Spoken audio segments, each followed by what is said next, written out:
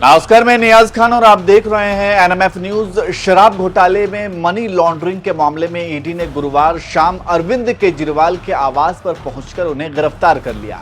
यह गिरफ्तारी ईडी के 2 घंटे तक चली पूछताछ के बाद हुई।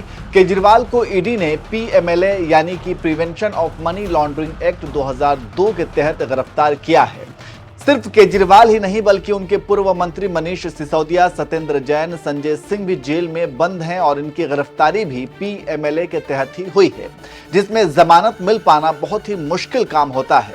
इस वीडियो में हम आपको इसी पीएमएलए के बारे में बताएंगे। ये कितना सख्त कानून है, ये कब बना, इसे कब लागू किया गया, इसका उद्देश्य क्या है और किन मामलों में इस कानून के तहत केस दर्ज होता है। चलिए आपको एक एक करके सभी का जवाब दे देते हैं। तो सबसे पहले आपको बता दें कि यह कानून साल 2002 में पारित हुआ था और इसे 1 जुलाई 2005 को लागू किया गया था। इस कानून का मुख्य उद्देश्य मनी लॉन्ड्रिंग को रोकना है। साल 2012 में पीएमएलए में संशोधन कर बैंकों, म्यूचुअल फंड्स, बीमा कंपनियों को भी इसके दायरे में लाया गया। ये तो रही पीएमएलए कानून के बारे में जानकारी। अब इस कानून के तहत जिस पर कार्रवाई होती है उसे क्या क्या फेस करना पड़ता है, इसकी जानकारी अब हम आपको दे देते हैं। सबसे पहले तो इस कानून की धारा 45 में आरोपी की जमानत के लिए 2 सख्त नियम हैं। पहला, इसके तहत सारे अपराध गैर जमानती होंगे और दूसरा, इसमें अग्रिम जमानत का कोई प्रावधान नहीं है।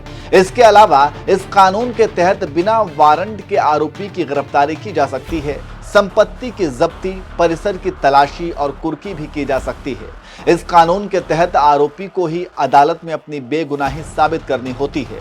साल 2018 में इस कानून की धारा 45 को संशोधित करते हुए इसे और कठोर बना दिया गया और ईडी को इस कानून के तहत और भी ज्यादा विशेष अधिकार दे दिए गए, जिसके खिलाफ सुप्रीम कोर्ट में करीब 100 याचिकाएं दायर हुई थी।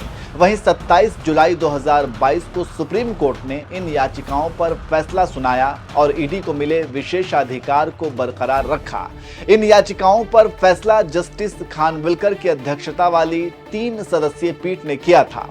इन याचिकाओं पर फैसला जस्टिस खानविलकर की अध्यक्षता वाले 3 सदस्यीय पीठ ने किया था। कोर्ट ने मनी लॉन्ड्रिंग को एक जघन्य अपराध बताते हुए कहा था कि ये न केवल राष्ट्र के सामाजिक और आर्थिक ताने बाने को प्रभावित करता है, बल्कि दूसरे जघन्य अपराधों को बढ़ावा देता है।